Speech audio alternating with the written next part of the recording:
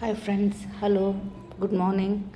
ಇವತ್ತು ನಾನು ನಿಮಗೆ ಹೇಗೆ ಫ್ರೀಯಲ್ಲಿ ಮನೆಯಲ್ಲಿನೇ ವರ್ಲ್ಡ್ ಬೆಸ್ಟ್ ಕಾಂಪೋಸ್ಟ್ ತಯಾರಿಸೋದು ಅನ್ನೋದನ್ನು ಹೇಳ್ಕೊಡ್ತಾ ಇದ್ದೀನಿ. ಪ್ಲೀಸ್ ಯಾರಾದರೂ ಫಸ್ಟಿಗೆ ಇಲ್ಲಿ ಬಂದಿದ್ದರೆ ನನ್ನ ಚಾನಲನ್ನು ಸಬ್ಸ್ಕ್ರೈಬ್ ಮಾಡಿ ಪ್ಲೀಸ್.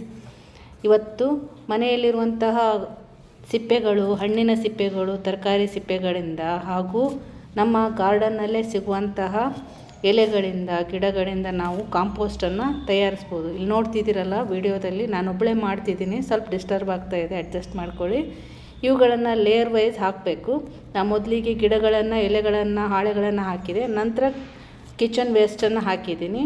ಅದಾದ ನಂತರ ನಾನೇನು ಮಾಡಿದ್ದೀನಿ, ವರ್ಮಿ ಕಾಂಪೋಸ್ಟನ್ನು ಹಾಕಿದ್ದೀನಿ ಅದ್ರ ಮೇಲೆ. ನೋಡ್ತಿದ್ದೀರಲ್ಲ ನೀವು, ಅದನ್ನೇನು ಮಾಡಬೇಕು, ಅದೇ ಥರನೇ ಮೇಲೆಲ್ಲ ಕವರ್ ಮಾಡಬೇಕು. ಇವತ್ತು ಇಷ್ಟೇ ಇದೆ, ಅದನ್ನ ಆ ಥರ ಇದು ಮಾಡಿದ್ದೀನಿ.